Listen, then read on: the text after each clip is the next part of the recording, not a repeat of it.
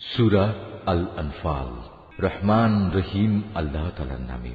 হে মুহাম্মদ, লোকেরা তোমার কাছে যুদ্ধলব্ধ ও যুদ্ধে পরিত্যক্ত অতিরিক্ত মাল সামান সম্পর্কে আল্লাহ তাআলার হুকুম জানতে চাচ্ছে। তুমি তাদের বলো, এ অতিরিক্ত সম্পদ হচ্ছে মূলত আল্লাহ তাআলার জন্য এবং তার রাসূলের জন্য। অতএব এ ব্যাপারে তোমরা আল্লাহ তাআলাকে ভয় করো এবং এ নির্দেশের আলোকে নিজেদের মধ্যেকার সম্পর্ক সংশোধন করে নাও। আল্লাহ তাআলা এবং তার রাসূলের আনুগত্য করো যদি তোমরা সত্যিকার অর্থে মোমেন হয়ে থাকো। মোমেন তো হচ্ছে সেসব লোক যাদের আল্লাহ তাআলাকে স্মরণ করানো হলে তাদের হৃদয় কম্পিত হয়ে ওঠে এবং যখন তাদের সামনে তার আয়াতসমূহ তেলাওয়াত করা হয় তখন তাদের ঈমান বৃদ্ধি পায় এবং তারা সব সময় তাদের মালিকের উপর নির্ভর করে। যারা নামাজ প্রতিষ্ঠা করে এবং আমি তাদের যা কিছু অর্থ সম্পদ দান করেছি তা থেকে তারা আমারই পথে খরচ করে। মূলত এ গুণসম্পন্ন লোকেরাই হচ্ছে সত্যিকার মুমিন। তাদের মালিকের কাছে তাদের জন্য বিপুল মর্যাদা, ক্ষমা ও সম্মানজনক জীবিকার ব্যবস্থা রয়েছে। সেভাবেই তোমাদের বের হওয়া উচিত ছিল, যেভাবে তোমার মালিক তোমাকে তোমার বাড়ি থেকে বের করে এনেছেন। অথচ মুমিনদের একদল লোক তো এ কাজ তখন পছন্দই করেনি। সত্য তোমার কাছে প্রকাশিত হওয়ার পরও এরা তোমার সাথে বিতর্কে লিপ্ত হচ্ছে। মনে হচ্ছিল তারা যেন দেখতে পাচ্ছে ধীরে ধীরে মৃত্যুর দিকেই তাদের ঠেলে দেয়া হচ্ছে। স্মরণ করো, যখন আল্লাহ তাআলা তোমাদের প্রতিশ্রুতি দিচ্ছিলেন দুটি দলের মধ্যে একটি দল তোমাদের করায়ত্ত হবে, তোমরা তখন চাচ্ছিলে দুর্বল ও নিরস্ত্র দলটি তোমাদের করায়ত্ত হোক। অথচ আল্লাহ তাআলা স্বীয় কথা দ্বারা সত্য প্রতিষ্ঠিত করতে চাচ্ছিলেন এবং এর মাঝ দিয়ে তিনি কাফেরদের শেকড় কেটে তাদের নির্মূল করে দিতে চেয়েছিলেন। এর উদ্দেশ্য ছিল সত্য যেন তার সত্য রূপ নিয়ে প্রতিষ্ঠিত হতে পারে এবং বাতিল যাতে করে বাতিলের মতোই নির্মূল হয়ে যেতে পারে, যদিও পাপিষ্ঠরা এতে অসন্তুষ্ট হয়। আরো স্মরণ করো, যখন তোমরা তোমাদের মালিকের কাছে কাতর কণ্ঠে ফরিয়াদ পেশ করছিলে, আল্লাহ তাআলা তোমাদের ফরিয়াদ কবুল করেছিলেন এবং বলেছিলেন, হ্যাঁ, আমি তোমাদের এই যুদ্ধের ময়দানে পরপর 1000 ফেরেশতা পাঠিয়ে সাহায্য করব। আল্লাহ তাআলা তোমাদের শুভ সংবাদ দেয়া ও তা দিয়ে তোমাদের মনকে প্রশান্ত করার উদ্দেশ্যেই এটা বলেছিলেন। নতুবা আসল সাহায্য তো আল্লাহ তাআলার কাছ থেকেই আসে। নিশ্চয়ই আল্লাহ তাআলা পরাক্রমশালী ও প্রজ্ঞামান। আরো স্মরণ করো, যখন আল্লাহ তাআলা তার নিজের পক্ষ থেকে তোমাদের নিরাপত্তা ও স্বস্তির জন্য তোমাদের তন্দ্রায় আচ্ছন্ন করে দিয়েছেন এবং তোমাদের উপর তিনি আকাশ থেকে বৃষ্টির পানি নাজিল করেছেন।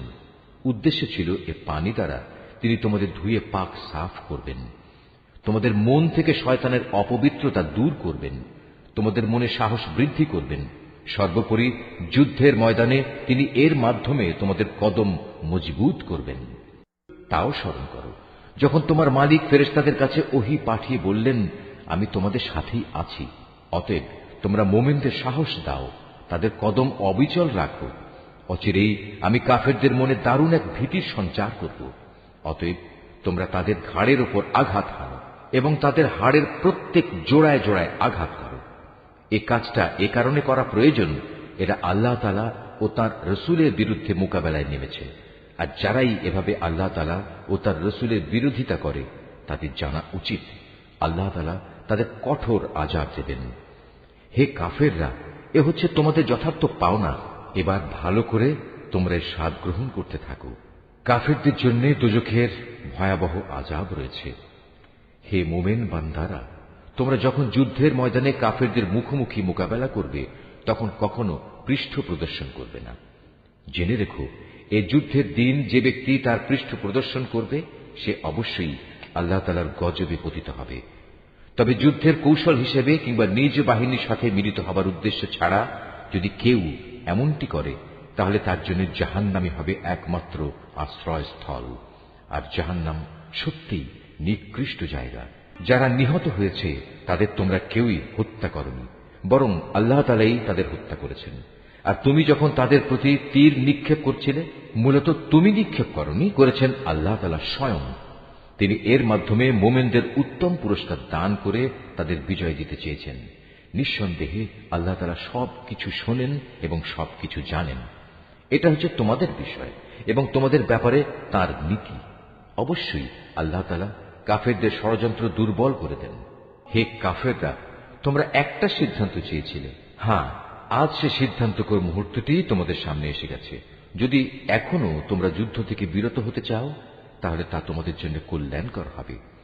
তোমরা যদি আবার যুদ্ধের জন্য ফিরে আসো, তাহলে আমরাও ময়দানে ফিরে আসব।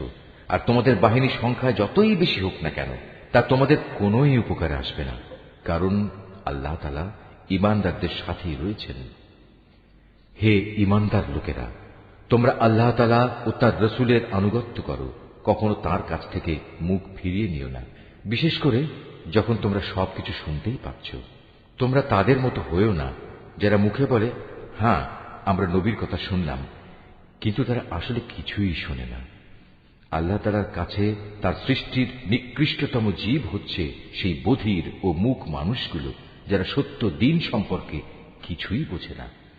আল্লাহ তাআলা যদি জানতেন এদের ভেতর সামান্য কোনো ভালো গুণও অবশিষ্ট আছে, তাহলে তিনি তাদের অবশ্যই হেদায়েতের কথা শোনাতেন।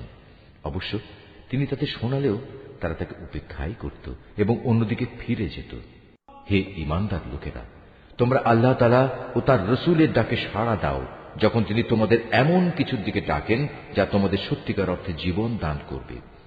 এই কথাটা জেনে রেখো, আল্লাহ তাআলা মানুষ ও তার হৃদয়ের মাঝামাঝি স্থানে অবস্থান গ্রহণ করেন।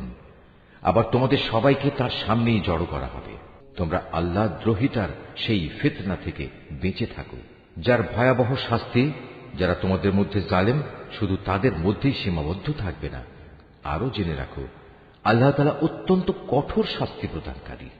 স্মরণ করো, যখন তোমরা সংখ্যায় ছিলে নিতান্ত কম, এই জমিনে তোমাদের মনে করা হতো তোমরা অত্যন্ত দুর্বল।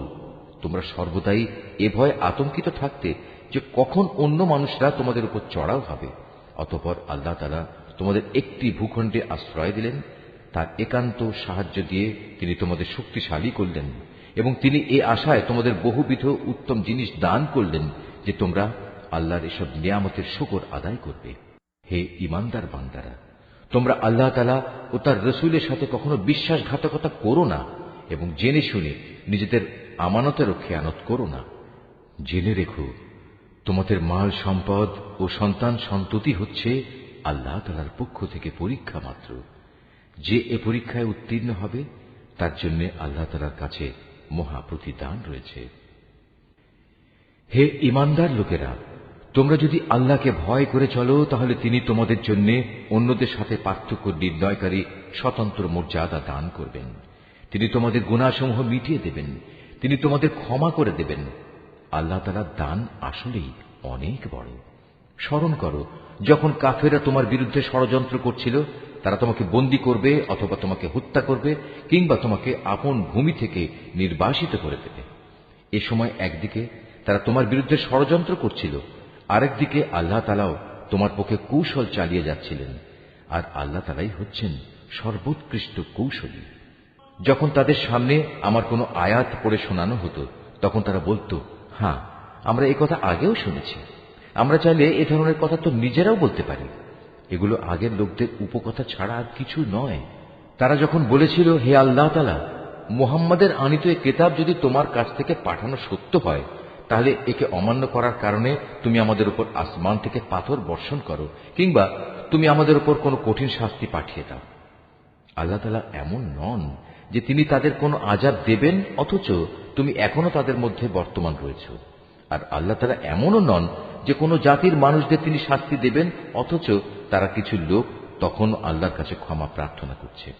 কেনই বা আল্লাহ তাআলা এখন তাদের আযাব দেবেন না, যখন তারা আল্লাহর বান্দাদের মসজিদুল হারামে আসার পথ থেকে নিবৃত্ত করে? অথচ তারা তো এ ঘরের আসল অভিভাবকও নয়। এ ঘরের আসল অভিভাবক হচ্ছে তারা যারা আল্লাহ তাআলাকে ভয় করে, কিন্তু তাদের অধিকাংশ মানুষই কথা জানে না। এ ঘরের পাশে তাদের জাহিলি যুগের নামাজ তো কিছু শীষ দেয়া ও তালি বাজানো ছাড়ার কিছু ছিল না। এ কারণেই আল্লাহ তাআলা তাদের বলবেন, এখন তোমরা তোমাদের কুফরি কার্যকলাপের জন্য শাস্তি ভোগ করো। যারা আল্লাহ তাআলাকে অস্বীকার করেছে এবং যারা নিজেদের ধন সম্পদ এ খাতেই ব্যয় করেছে, যে এর দ্বারা মানুষদের আল্লাহ তাআলার পথ থেকে ফিরিয়ে রাখবে, এদের জন্য তুমি ভেবো না এরা এ পথে ধন সম্পদ আরো ব্যয় করতে থাকবে। অতঃপর একদিন সে ব্যয় করাটাই তাদের জন্য মনস্তাপের কারণ হবে। অতঃপর দুনিয়ার জীবনেও তারা পরাভূত হবে। আর যারা কুফরি করেছে আখিরাতে তাদের সবাইকে জাহান্নামের পাশে একত্রিত করা হবে। এভাবেই আল্লাহ তাআলা ভালোকে খারাপ থেকে পৃথক করে দেবেন এবং খারাপগুলোর একটাকে আরেকটার উপর থেকে সবগুলো এক জায়গায় স্তূপীকৃত করবেন। অতঃপর গোটা স্তূপ জাহান্নামে নিক্ষেপ করবেন। মূলত এর লোকগুলো সেদিন ভীষণ ক্ষতিগ্রস্ত হবে। হে মুহাম্মদ, যারা আল্লাহ তাআলাকে অস্বীকার করেছে তাদের তুমি বলো, তারা যদি এ থেকে এখনো ফিরে আসে তাহলে তাদের অতীতের সব কিছুই ক্ষমা করে দেয়া হবে। তবে যদি তারা তাদের আগের কার্যকলাপের দিকে ফিরে যায় তাহলে তাদের সামনে আগের জাতিসমূহের ভয়াবহ পরিণামের দৃষ্টান্ত তো মজুদ রয়েছেই। হে ঈমানদার লোকেরা, তোমরা কাফেরদের বিরুদ্ধে লড়াই করতে থাকো যতক্ষণ না আল্লাহর জমিনে কুফরির ফিতনা বাকি থাকবে এবং দিন সম্পূর্ণভাবে আল্লাহ তাআলার জন্যই নির্দিষ্ট হয়ে যাবে। হ্যাঁ, তারা যদি কুফর থেকে নিবৃত্ত হয় তাহলে আল্লাহ তাআলাই হবেন তাদের কার্যকলাপের পর্যবেক্ষণকারী। এ সব কিছু সত্ত্বেও যদি তারা সত্য থেকে মুখ ফিরিয়ে নেয় তাহলে তোমরা জেনে রেখো আল্লাহ তাআলাই হচ্ছেন তোমাদের অভিভাবক। কত উত্তম অভিভাবক আল্লাহ তাআলা, কত উত্তম সাহায্যকারী তিনি। হে মুমিনরা, তোমরা জেনে রেখো যুদ্ধে যে সম্পদ তোমরা অর্জন করেছ তার 1/5 আল্লাহ তাআলার জন্য, রসুলের জন্য, তার স্বজনদের জন্য, এতিমদের জন্য, মিসকিনদের জন্য ও পথচারী মুসাফিরদের জন্য। তোমরা যদি আল্লাহতে বিশ্বাস করো, আরো বিশ্বাস করো সেই বিজয় ঘটিত বিষয়টির প্রতি যা আমি হক ও বাতিলের চূড়ান্ত মীমাংসার দিন ও একে অপরের মুখোমুখি হবার দিন আমার বান্দার উপর নাজিল করেছিলাম। আল্লাহ তাআলা হচ্ছেন সর্ববিষয়ের উপর একক ক্ষমতাবান। যুদ্ধক্ষেত্রে তোমরা ছিলে উপত্যকার নিকট প্রান্তে, তারা ছিল দূর প্রান্তে, আর কুরাইশ কাফেলা ছিল তোমাদের তুলনায় নিম্নভূমিতে। যদি তোমরা আগেই এ ব্যাপারে তাদের সাথে কোনো অগ্রিম চুক্তির সিদ্ধান্ত করতে চাইতে তাহলে এই সিদ্ধান্ত বাস্তবায়নে তোমরা অবশ্যই মতবিরোধ করতে, কিন্তু আল্লাহ তাআলা তাই ঘটাতে চেয়েছিলেন যা ঘটানো আল্লাহ তাআলার মঞ্জুর ছিল। এর উদ্দেশ্য ছিল যে দলটি ধ্বংস হবে তারা যেন সত্য মিথ্যা স্পষ্ট হওয়ার পরই ধ্বংস হয়, আবার যে দলটি বেঁচে থাকবে তারাও যেন সত্যাসত্য প্রমাণের ভিত্তিতেই বেঁচে থাকে। নিশ্চয়ই আল্লাহ তাআলা সর্বশ্রোতা ও সর্বজ্ঞ। আরো স্মরণ করো, আল্লাহ তাআলা তোমাকে যখন স্বপ্নে তাদের সংখ্যা কম দেখিয়েছিলেন তখন যদি তিনি তোমাকে তাদের সংখ্যা বেশি দেখাতেন তাহলে অবশ্যই তোমরা সাহস হারিয়ে ফেলতে এবং এ বিষয়ে তোমরা একে অপরের সাথে বিতর্ক শুরু করে দিতে। কিন্তু আল্লাহ তাআলা এটা না করে তোমাদের নিরাপদ করে দিয়েছেন, কেননা তিনি মানুষের অন্তরে যা কিছু লুকিয়ে থাকে সে সম্পর্কে সম্যক ওয়াকিবহাল রয়েছেন। সে সময়ের কথাও স্মরণ করো যখন তোমরা যুদ্ধের ময়দানে তাদের সামনাসামনি হলে, তখন তোমাদের চোখে তাদের সংখ্যা আল্লাহ তাআলা নিতান্ত কম করে দেখালেন এবং তাদের চোখেও তিনি তোমাদের সংখ্যাকে দেখালেন কম। এর উদ্দেশ্য ছিল যেন আল্লাহ তাআলা তাই ঘটিয়ে দেখান যা কিছু তিনি এ ঘটনার মাধ্যমে ঘটাতে চান, কেননা আল্লাহ তাআলার দিকেই সব কিছুকে ফিরে যেতে হবে। হে ঈমানদার লোকেরা, কোন বাহিনীর সাথে যখন তোমরা সামনাসামনি হও তখন ময়দানে অবিচল থাকবে এবং বিজয়ের আসল উৎস আল্লাহ তাআলাকে বেশি বেশি করে স্মরণ করতে থাকবে। আশা করা যায় তোমরা সাফল্য লাভ করতে পারবে। তোমরা আল্লাহ তাআলা ও তার রসুলের আনুগত্য করো, নিজেদের মধ্যে পরস্পর ঝগড়া বিবাদ করো না, অন্যথায় তোমরা সাহস হারিয়ে ফেলবে এবং তোমাদের প্রতিপত্তি খতম হয়ে যাবে। তোমরা ধৈর্য ধারণ করো, অবশ্যই আল্লাহ তাআলা ধৈর্যশীলদের সাথে রয়েছেন। তোমরা কখনো তাদের মতো হও না যারা অহংকার ও লোকদের নিজেদের শান শওকত দেখানোর জন্য নিজেদের ঘর থেকে বেরিয়ে এসেছে এবং সাধারণ মানুষদের যারা আল্লাহ তাআলার পথ থেকে ফিরিয়ে রাখে। মূলত তাদের সমুদয় কার্যকলাপই আল্লাহ তাআলা পরিবেষ্টন করে আছেন। যখন শয়তান তাদের কাজগুলোকে তাদের সামনে খুব চাকচিক্যময় করে পেশ করেছিল এবং সে তাদের বলেছিল, আজ মানুষের মধ্যে কেউই তোমাদের উপর বিজয়ী হতে পারবে না এবং আমি তো তোমাদের পাশেই আছি। অতঃপর যখন উভয় দল সম্মুখ সমরে ঝাঁপিয়ে পড়ল তখন সে কেটে পড়ল এবং বলল, তোমাদের সাথে আমার কোনোই সম্পর্ক নেই। আমি এমন কিছু দেখতে পাচ্ছি যা তোমরা দেখতে পাও না। আমি অবশ্যই আল্লাহ তাআলাকে ভয় করি এবং আমি জানি আল্লাহ তাআলা হচ্ছেন কঠোর শাস্তিদাতা। মুনাফিক ও তাদের দলবল, যাদের দিলে গুমরাহির ব্যাধি রয়েছে, যখন তারা বলল, এ লোকদের মূলত তাদের নতুন দিন মারাত্মকভাবে প্রতারিত করে রেখেছে। সত্য কথা হচ্ছে, যে কোনো ব্যক্তি বিপদে আপদে আল্লাহ তাআলার উপর ভরসা করে সে বুঝতে পারবে আল্লাহ তাআলা প্রবল পরাক্রান্ত ও প্রজ্ঞাময়। তুমি যদি সত্যি সেই করুণ অবস্থা দেখতে পেতে, যখন আল্লাহর ফেরেশতারা কাফেরদের রূহ বের করে নিয়ে যাচ্ছিল, ফেরেশতারা তখন তাদের মুখমণ্ডল ও পৃষ্ঠদেশে ক্রমাগত আঘাত করে যাচ্ছিল এবং তারা বলছিল, তোমরা আগুনের আযাব উপভোগ করো। মূলত এটা হচ্ছে তোমাদের নিজেদেরই উভয় হাতের কামাই, যা তোমরা আগেই পাঠিয়েছিলে। আল্লাহ তাআলা কখনো তার বান্দার উপর জুলুম করেন না। এদের পরিণতি হবে ফেরাউনের আপনজন ও তাদের পূর্ববর্তী কাফিরদের মতোই। তারা সবাই আল্লাহ তাআলার আয়াতকে অস্বীকার করেছে, ফলে তাদের গুনাহের দরুন আল্লাহ তাআলা তাদের পাকড়াও করলেন। নিশ্চয়ই আল্লাহ তাআলা শক্তিশালী ও কঠোর শাস্তি দানকারী। এটা এ কারণে যে আল্লাহ তাআলা যখন কোন জাতিকে কোন নিয়ামত দান করেন, তিনি ততক্ষণ পর্যন্ত তার সে নিয়ামত তাদের জন্য বদলে দেন না, যতক্ষণ না তারা নিজেরা নিজেদের অবস্থার পরিবর্তন করে। নিশ্চয়ই আল্লাহ তাআলা সব কিছু শোনেন, সব কিছু জানেন।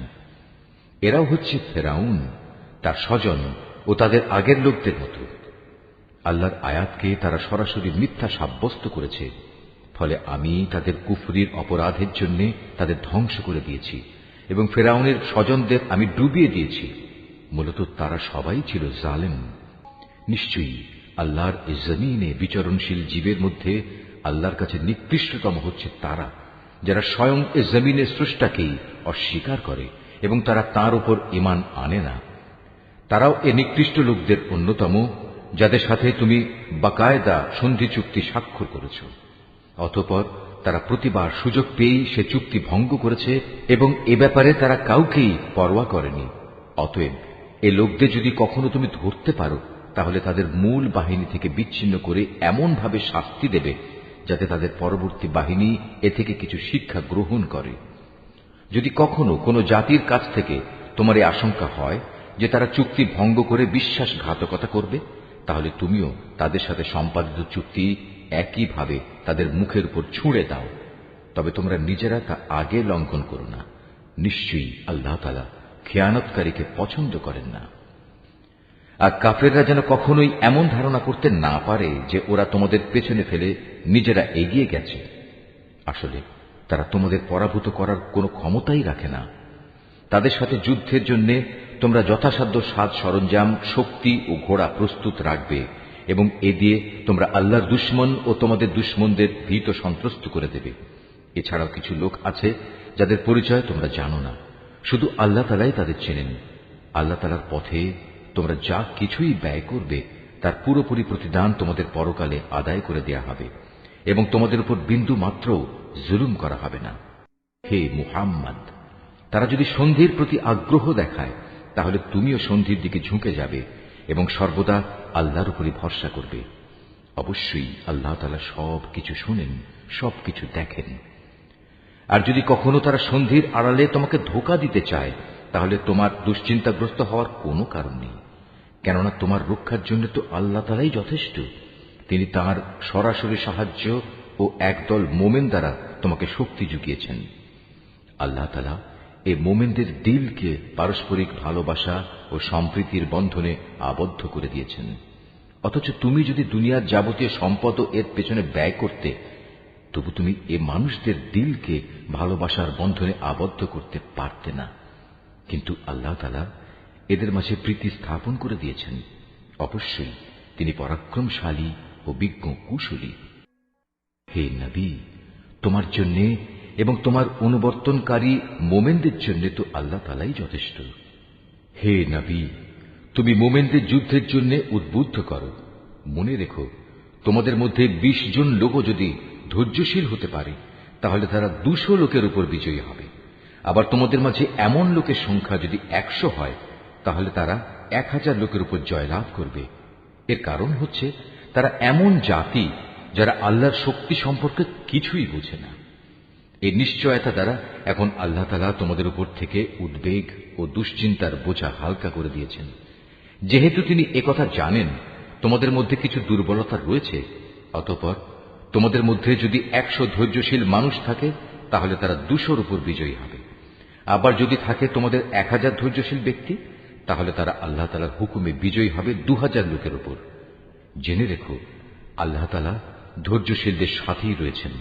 কোন নবীর পক্ষেই এটা শোভা পায় না যে তার কাছে বন্দীদের আটক রাখবে যতক্ষণ পর্যন্ত সে জমিনে রক্তপাত ঘটাবে এবং আল্লাহর শত্রুদের নিপাত না করে দেবে। আসলে তোমরা তো দুনিয়ার সামান্য স্বার্থটুকুই চাও, আর আল্লাহ তাআলা চান তোমাদের আখিরাতের কল্যাণ দান করতে। আল্লাহ তাআলাই হচ্ছেন পরাক্রমশালী ও প্রজ্ঞাময়। যদি এ ব্যাপারে আল্লাহ তাআলার কাছ থেকে পূর্বের কোনো ফরমান লেখা না থাকত, তাহলে বন্দীদের কাছ থেকে মুক্তিপণ হিসেবে তোমরা যা কিছু নিয়েছ তার জন্য একটা বড় ধরনের আযাব তোমাদের উপর পতিত হতো। অতএব যা কিছু তোমরা গনিমত হিসেবে লাভ করেছ, নিঃসংকোচে তোমরা তা খাও, কেননা তা সম্পূর্ণ হালাল ও পবিত্র। তোমরা আল্লাহ তাআলাকে ভয় করো। আল্লাহ তাআলা অবশ্যই ক্ষমাশীল ও দয়ালু। হে নবী, তোমার হাতে যেসব বন্দী রয়েছে তাদের তুমি বলো, আল্লাহ তাআলা যদি তোমাদের দিলে ভালো কিছু গ্রহণের যোগ্যতা আছে বলে জানতে পান, তাহলে তিনি তোমাদের ঈমানের এমন এক কল্যাণ দান করবেন যা তোমাদের কাছ থেকে মুক্তিপণ হিসেবে গৃহীত সম্পদের চাইতে অনেক ভালো, এবং তিনি তোমাদের গুনাহসমূহ মাফ করে দেবেন। আল্লাহ তাআলা ক্ষমাশীল ও দয়াবান। আর তারা যদি তোমার সাথে বিশ্বাস ভঙ্গ করতে চায়, তাহলে তুমি ভেবো না এরা তো এর আগে আল্লাহ তাআলার সাথেও বিশ্বাসঘাতকতা করেছে, এবং এ কারণেই তোমাদের তিনি তাদের উপর ক্ষমতা দান করেছেন। আল্লাহ তাআলাই হচ্ছেন জ্ঞানবান ও কুশলী। নিঃসন্দেহে যারা ঈমান এনেছে এবং এই ঈমানের জন্য হিজরত করেছে, নিজেদের জান মাল দিয়ে আল্লাহর পথে জিহাদ করেছে, এবং যারা মুহাজিরদের আশ্রয় দিয়েছে ও তাদের সাহায্য করেছে, তারা সবাই পরস্পরের বন্ধু। অপরদিকে যারা ঈমান এনেছে অথচ হিজরত করেনি, ততক্ষণ পর্যন্ত তাদের অভিভাবকত্বের দায়িত্ব তোমাদের উপর নেই। তবে কখনো যদি তারা একান্ত দ্বীনের খাতিরে তোমাদের কাছে কোনো সাহায্য চায়, তাহলে তাদের সাহায্য করা তোমাদের কর্তব্য। তবে তা যেন এমন কোন সম্প্রদায়ের বিরুদ্ধে না হয় যাদের সাথে তোমাদের কোন রকম চুক্তি রয়েছে। বস্তুত তোমরা যা কিছু করো আল্লাহ তাআলা সব কিছুই দেখেন। যারা কুফরি করেছে তারা একে অপরের বন্ধু। তোমরা যদি একে অপরকে সাহায্য করার সে কাজটি না করো, তাহলে আল্লাহর এই জমিনে ফিতনা ফাসাদ ও বড় ধরনের বিপর্যয় সৃষ্টি হবে।